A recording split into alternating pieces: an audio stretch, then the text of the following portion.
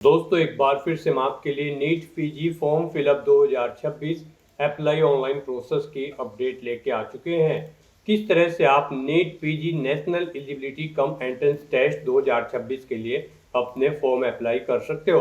21 जुलाई last date है online आवेदन करने की। यहाँ पर आपको कंप्लीट डिटेल प्रोवाइड कराई जाएगी कि किस प्रकार से आप अपना फॉर्म अप्लाई कर सकते हो। Step by step complete detail के लिए आपको ये वीडियो शुरू से लेके एंड तक बिना स्किप किए हुए देखनी होगी। फॉर्म अप्लाई करते समय अगर आपके सामने कोई भी टेक्निकल प्रॉब्लम आ रही है तो उसका हल भी आपको इस वीडियो में मिल जाएगा। अप्लाई करते समय आपको कोई भी ऐसी गलती या फिर मिस्टेक नहीं करनी होगी जिसको करने से आपका एप्लीकेशन फॉर्म भी रिजेक्ट हो सकता है। आवेदन करते समय आपको कुछ जनरल इंस्ट्रक्शंस को भी ध्यान में रखना होगा, तभी आपका एप्लीकेशन फॉर्म सक्सेसफुली सबमिट हो पाएगा।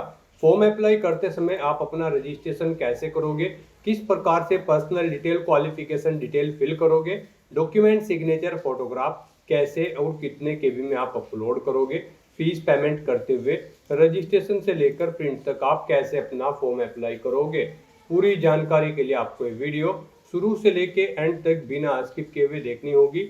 इस वीडियो को पूरा देखने पर ही आपके सभी सवाल और डाउट क्लियर होंगे। तो चलिए दोस्तों बिना कोई वक्त गंवाए शुरू करते हैं नीट पीजी फॉर्म फिलअप की पूरी जानकारी। फॉर्म भरने से पहले आपको सबसे पहले हमारी वेबसाइट IND सरकारी नौकरी के इस पेज पर विजिट करना होगा, जिसका लिंक आपको नीचे description plus first comment box में मिल जाएगा। और हमारे इस पेज पर विजिट करके आप यहां से नीट पीजी का फॉर्म अप्लाई कर सकते हो। नेशनल बोर्ड ऑफ एग्जामिनेशन की ओर से national eligibility cum entrance test NEET PG 2026 का नोटिफिकेशन रिलीज कर रखा है, जिसके लिए लास्ट डेट ऑनलाइन आवेदन करने की 21 जुलाई 2026 है। यहाँ पर MBBS डिग्री से आप अप्लाई कर सकते हो। जनरल OBC WS के लिए 3500 रुपये फीस है। SC ST PH के लिए 2500, जो कि आप ऑनलाइन मोड से पेमेंट कर सकते हो। रिटर्न एंट्रेंस एग्जाम के आधार पर आपका सिलेक्शन होगा, ऑनलाइन अप्लाई कर सकते हो। NITboard.edu.in इसकी ऑफिशियल वेबसाइट है, जिससे आप फॉर्म अप्लाई कर सकते हो। इंपोर्टेंट लिंक सेक्शन के अंतर्गत ऑफिशियल नोटिफिकेशन PDF लिंक पर क्लिक करके आप इसके PDF डाउनलोड कर सकते हो। नीट पीजी 2026 की ये ऑफिशियल इंफॉर्मेशन बुलेटिन है, आप यहाँ से कंप्लीट डिटेल चेकआउट कर ले। सबसे पहले आप आवेदन करने की डेट चेकआउट कर ले, एग्जामिनेशन की डेट, कंप्लीट डिटेल आपको इंपॉर्टेंट डेट से रिलेटेड यहाँ पर दे दी गई है।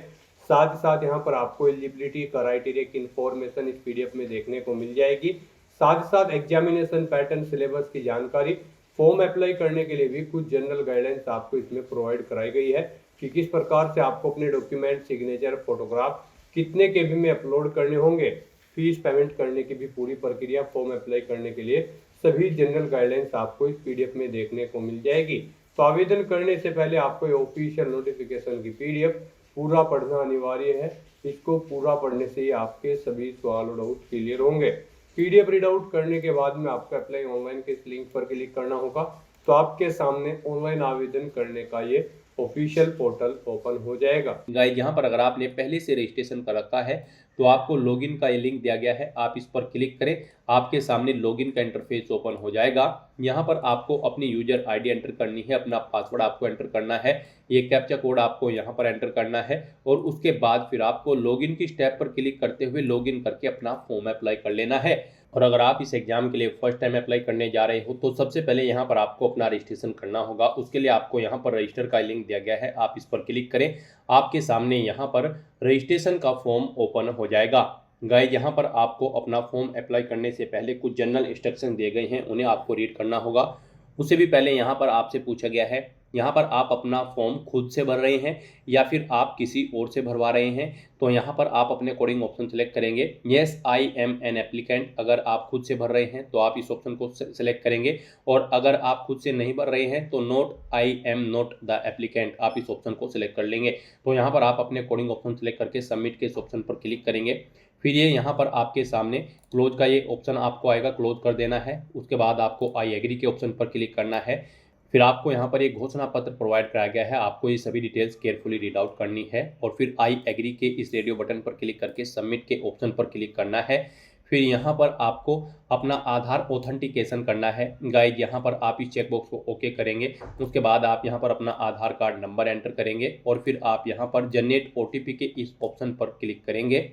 फिर यहाँ पर आपके रजिस्टर्ड मोबाइल नंबर पर जिससे यहाँ पर आपका आधार लिंक है उस पर एक OTP सबमिट किया गया होगा, वो OTP आपको यहाँ पर एंटर करना है और उसके बाद गाइज फिर आपको वैलिडेट OTP के ऑप्शन पर क्लिक करते हुए यहाँ पर अपना आधार वेरिफिकेशन कर लेना है। फिर यहाँ पर आपका रजिस्ट्रेशन फॉर्म स्टार्ट हो जाएगा। अब गाइज यहाँ पर आपको अपनी पर्सनल इन्फॉर्मेशन देते हुए अपना रजिस्ट्रेशन करना है। सबसे पहले यहाँ पर आपको अपना नाम एंटर करना है। आपको अपने नाम से पहले मिस्टर मिसिज या फिर श्री श्रीमती नहीं लगाना है। फिर यहाँ पर आपको अपना नाम एक बार फिर से री एंटर करके उसे कंफर्म कर लेना है। उसके बाद यहाँ पर आपको अपनी डेट ऑफ बर्थ सेलेक्ट करनी है। फिर यहाँ पर आपको अपना जेंडर सेलेक्ट करना है, अपनी नेशनलिटी आपको सेलेक्ट कर लेनी है, अपना मोबाइल नंबर यहाँ पर आपको एंटर करना है। कोई अल्टरनेट मोबाइल नंबर है तो वो यहाँ पर आप एंटर कर सकते हैं। फिर यहाँ पर आपको अपनी ईमेल आईडी एंटर करनी है, उसे भी री एंटर करके कंफर्म कर लेना है। और उसके बाद गाइज फिर आपको यहाँ पर जनरेट OTP के इस ऑप्शन पर क्लिक करना है। फिर आपके सामने ये कैप्चा ऑथेंटिकेशन मोड ओपन होगा। अब आपको ये कैप्चा कोड यहाँ पर एंटर करना है और उसके बाद फिर आपको सबमिट के इस ऑप्शन पर क्लिक करना है।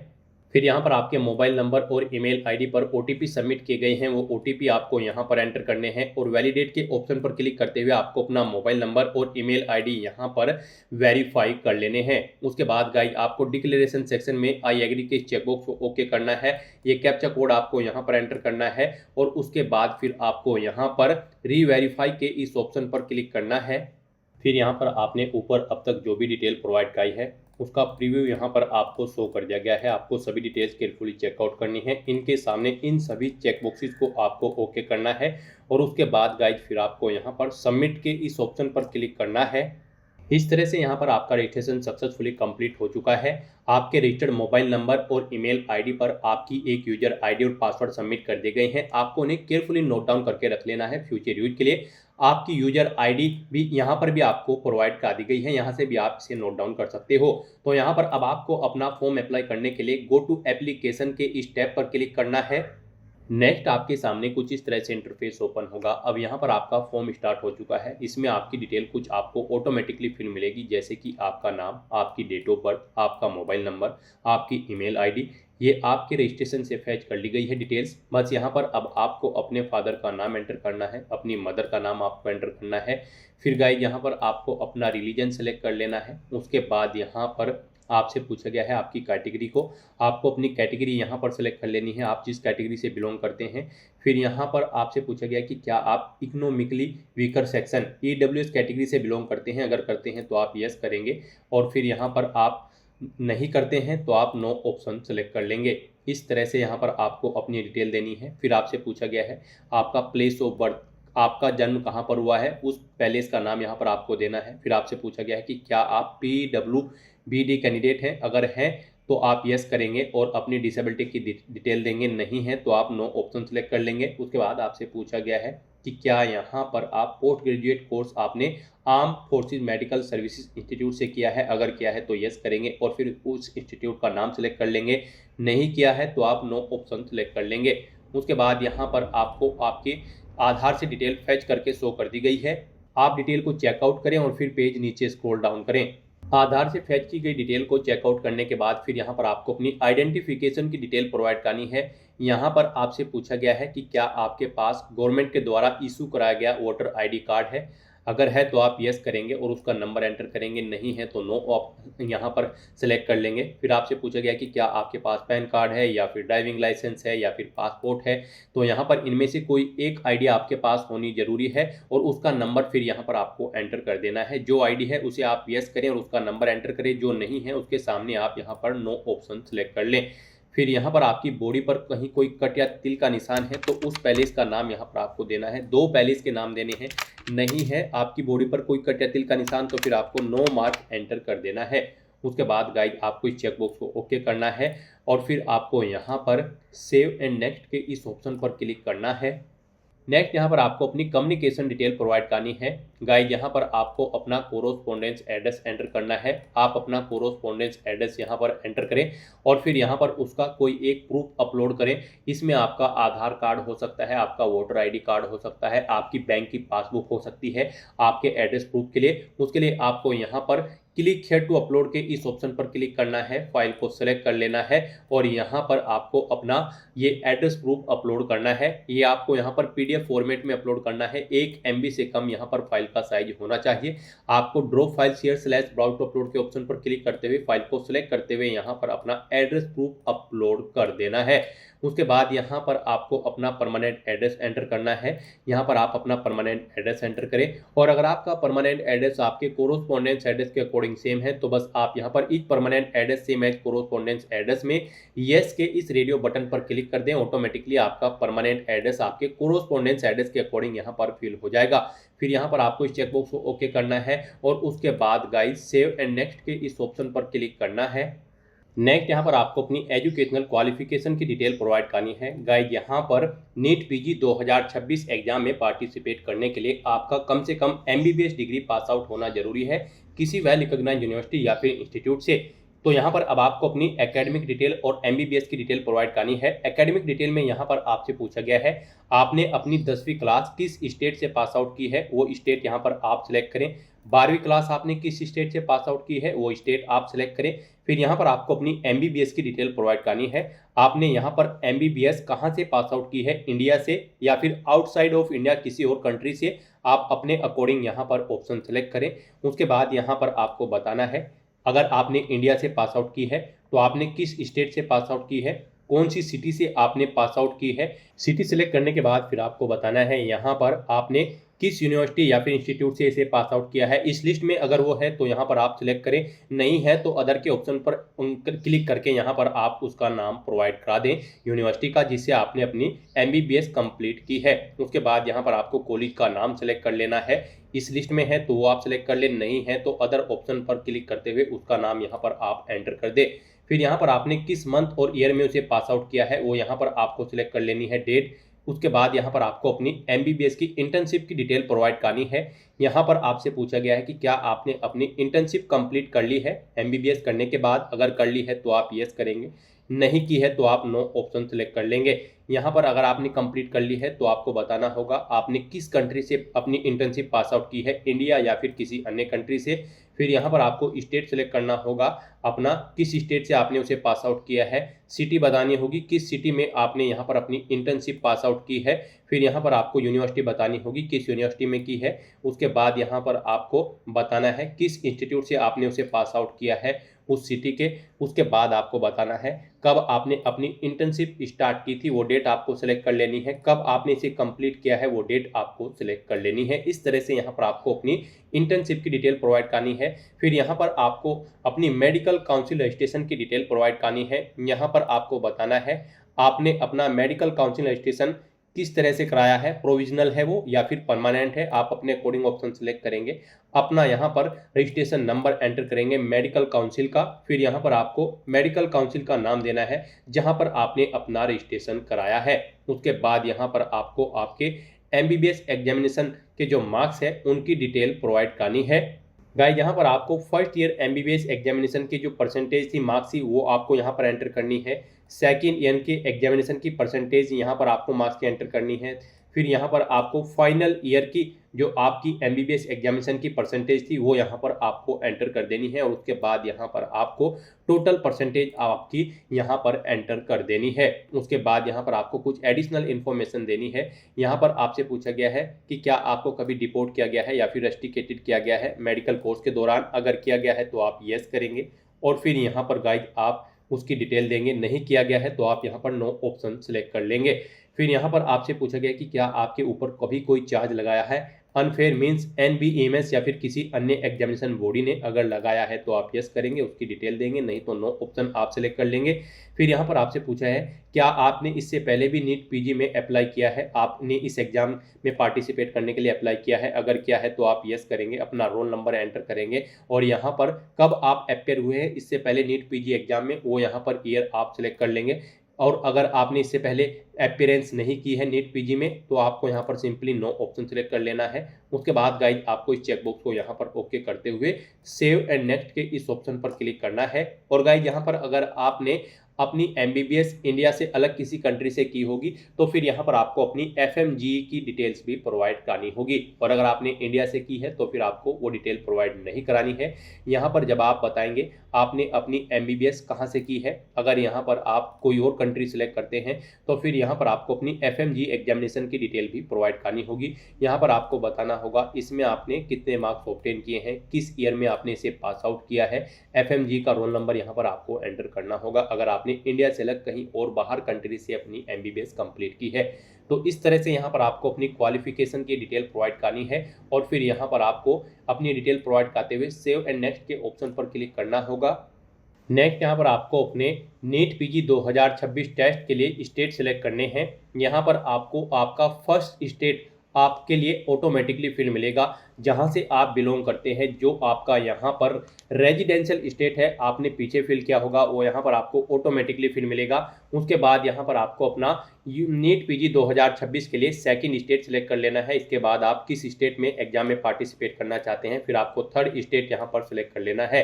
इस तरह से यहाँ पर आपको अपने टेस्ट स्टेट सेलेक्ट करने हैं। उसके बाद आपको चेकबॉक्स को ओके करना है और फिर गाइज आपको यहाँ पर सेव एंड नेक्स्ट के इस ऑप्शन पर क्लिक करना है। नेक्स्ट यहाँ पर आपको अपने डॉक्यूमेंट अपलोड करने हैं और अपना फीस पेमेंट करना है। गाइज यहाँ पर आपको अपना passport size photo, recent passport size photo upload करना है, लाइव फोटो कैप्चर करना है, अपने सिग्नेचर आपको अपलोड करने हैं, लेफ्ट थंब इंप्रेशन अपलोड करना है, आपका मेडिकल काउंसिल रजिस्ट्रेशन सर्टिफिकेट यहाँ पर आपको अपलोड करना है एमबीबीएस क्वालिफिकेशन का, और एमबीबीएस डिग्री सर्टिफिकेट यहाँ पर आपको अपलोड करना है। तो यहाँ पर इन डॉक्यूमेंट्स को अपलोड करने के लिए आपको इनके सामने क्लिक है टू अपलोड के ऑप्शन पर क्लिक करना है। फिर यहीं पर ही आपको गाइडलाइन दी गई है उस पर्टिकुलर डॉक्यूमेंट की, जो डॉक्यूमेंट यहाँ पर आप अपलोड करेंगे। जैसे कि यहाँ पर जो आप अपना पासपोर्ट साइज फोटो अपलोड करेंगे वो गाइड यहाँ पर 50 केबी से 80 केबी के बीच में होना चाहिए, जेपीजी या फिर जेपीईजी फॉर्मेट में होना चाहिए, 200 डीपीआई उसकी होनी चाहिए, डायमेंशन उसकी 3.5 सेंटीमीटर इंटू 4.5 सेंटीमीटर होनी चाहिए। तो यहाँ पर अपना फोटो अपलोड करने के लिए आपको draw files here slash browse to upload के ऑप्शन पर क्लिक करना है, फाइल को सिलेक्ट कर लेना है और अपना recent passport size colour photo यहाँ पर आपको अपलोड कर देना है। उसके बाद यहाँ पर आपको अपना लाइव फोटो कैप्चर करना है। उसके लिए आप कैप्चर फोटोग्राफ के इस लिंक पर क्लिक करेंगे और यहाँ पर आप click here to capture photo के इस ऑप्शन पर क्लिक करते हुए अपने वेब कैमरा के थ्रू अपना लाइव फोटो कैप्चर कर लेंगे। फोटो कैप्चर करते समय आपको कुछ चीज़ों का ध्यान रखना होगा। यहाँ पर सिंपल प्लेन बैकग्राउंड होना चाहिए उस स्थान पर जहाँ पर आप अपना फोटो कैप्चर कर रहे हैं, प्रॉपर वे में लाइट होनी चाहिए उस स्थान पर। यहाँ पर आपको फोटो कैप्चर करते समय अपने चेहरे पर कोई मास्क नहीं लगाना है, चेहरे पर कोई चश्मा वगैरह नहीं पहनना है, कानों में ईयरफोन्स वगैरह नहीं लगानी है। तो यहाँ पर आपको क्लिक है टू कैप्चर फोटो के ऑप्शन पर क्लिक करते हुए अपना लाइव फोटो कैप्चर कर लेना है। उसके बाद यहाँ पर आपको अपने सिग्नेचर अपलोड करने हैं।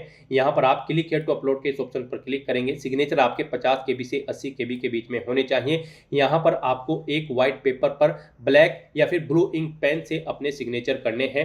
यहाँ पर आपके सिग्नेचर की डीपीआई 200 होनी चाहिए, जेपीजी या फिर जेपीजी फॉर्मेट में होने चाहिए, 1.5 इंटू 3.5 सेंटीमीटर इनकी हाइट और विड्थ होनी चाहिए। तो अपने सिग्नेचर अपलोड करने के लिए भी आपको draw files here slash browse to upload के ऑप्शन पर क्लिक करना है, फाइल को सिलेक्ट कर लेना है और अपने सिग्नेचर्स को यहाँ पर आपको अपलोड कर देना है। उसके बाद आपको अपने लेफ्ट थंब इंप्रेशन अपलोड करना है। आप क्लिक हियर टू अपलोड के इस ऑप्शन पर क्लिक करें। आपके जो यहाँ पर थंब इंप्रेशन होगा उसकी डायमेंशन 1.5 इंटू 3.5 सेंटीमीटर होनी चाहिए, हाइट और विड्थ 50 केबी से 80 केबी के बीच में आपकी फाइल का साइज होना चाहिए, जेपीजी या फिर जेपीईजी फॉर्मेट में ये होनी चाहिए। आप draw files here slash browse to upload के ऑप्शन पर क्लिक करें, फाइल को सिलेक्ट करें और अपना लेफ्ट थंब इंप्रेशन यहाँ पर आप अपलोड कर दें।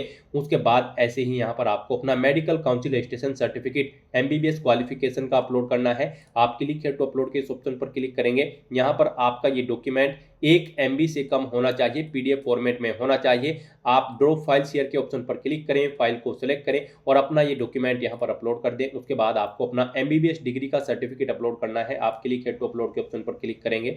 यहाँ पर इस डॉक्यूमेंट का साइज भी 1 MB से कम होना चाहिए, पीडीएफ फॉर्मेट में होना चाहिए। आप ड्रॉ फाइल शेयर के ऑप्शन पर क्लिक करें, फाइल को सिलेक्ट करें और अपना ये डॉक्यूमेंट भी यहाँ पर आप अपलोड कर दें। इस तरह से यहाँ पर आपको 1 बाय 1 करके अपने इन डॉक्यूमेंट्स को अपलोड कर देना है और फिर इनको के सामने आपको व्यू का लिंक मिलेगा, उस पर क्लिक करते हुए आपको इन्हें व्यू कर लेना है।